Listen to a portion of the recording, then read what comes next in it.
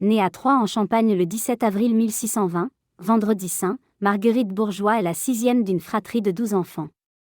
Son père Abraham, artisan des chandelles, et sa mère Guillemette Garnier lui transmettent une foi ardente. Enfant curieuse, elle fréquente l'église Notre-Dame et apprend à lire grâce à l'école de la paroisse. À 19 ans, la mort de sa mère l'oblige à prendre soin de ses frères et sœurs, ce qui lui forge un sens aigu de la responsabilité et du service. En 1640, lors d'une procession, elle est bouleversée par le regard de la Vierge représentée sur une statue et ressent l'appel à se consacrer à Dieu. Elle rejoint alors la congrégation extérieure de Troyes, un groupe de femmes pieuses qui enseignent aux enfants pauvres et visitent les malades. Malgré son désir de cloître, les carmélites et les clarisses lui ferment leurs portes, Dieu lui réserve un autre chemin. Au moment où la France cherche à implanter une colonie missionnaire sur l'île de Montréal, le gouverneur Paul de Chomedey de Maisonneuve passe par Troyes. Touché par la personnalité de Marguerite et par son talent d'enseignante, il lui propose de venir fonder une école dans la ville naissante de Ville-Marie. Après avoir mûrement discerné, Marguerite accepte. Elle quitte sa famille et la sécurité de son pays en février 1653. Le voyage est long et périlleux. Il faut traverser l'Atlantique, affronter les tempêtes, puis remonter le Saint-Laurent en barque. Le 16 novembre 1653, elle pose enfin le pied à Montréal. La colonie est pauvre et menacée par les attaques iroquoises, mais Marguerite ne se décourage pas. Elle s'intègre à la petite communauté et encourage les colons.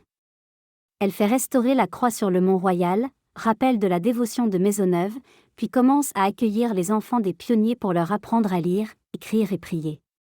Sa classe se tient d'abord dans une étable prêtée par la colonie en 1658, ce qui est considéré comme la première école de Montréal. Marguerite fonde ensuite la Congrégation de Notre-Dame, un institut religieux novateur dont les membres ne sont pas cloîtrés. Elles prennent des vœux simples et vivent auprès des familles, parcourant la campagne pour enseigner et assister les pauvres. Pour recruter des compagnes et obtenir du soutien, Marguerite traverse l'océan à 2 reprises, en 1659, elle revient en France pour engager des enseignants et pour solliciter l'aide financière de Madame de Bullion.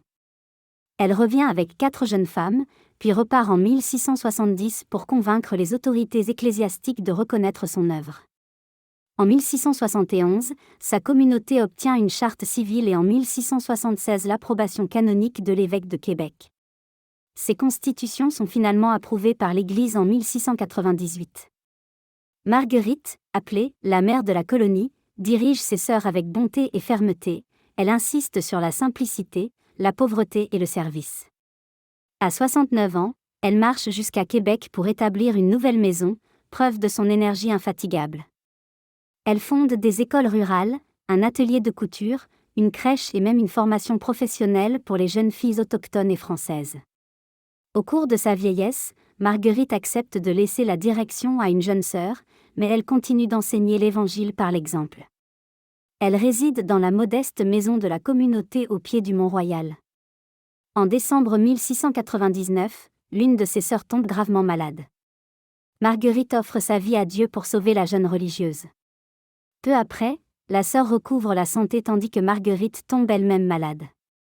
Elle s'éteint paisiblement le 12 janvier 1700, entourée de ses sœurs, après avoir murmuré « Soyons toujours fidèles à la grâce de Dieu ». Sa mort marque la fin d'une existence entièrement vouée à l'éducation, à la mission et à la Vierge Marie. Sa réputation de sainteté traverse les années. Elle est considérée comme cofondatrice de Montréal et pionnière du système scolaire en Nouvelle-France.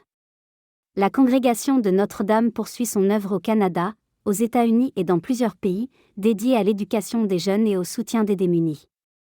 Marguerite est béatifiée par le pape Pie XII en 1950 et canonisée par Saint Jean-Paul II le 31 octobre 1982. Aujourd'hui, son témoignage inspire ceux qui s'engagent dans la mission éducative et sociale. Elle a su conjuguer contemplation et action, confiance en la providence et courage entrepreneurial. Son histoire nous rappelle que la sainteté peut passer par l'audace de quitter son confort pour construire un monde plus juste.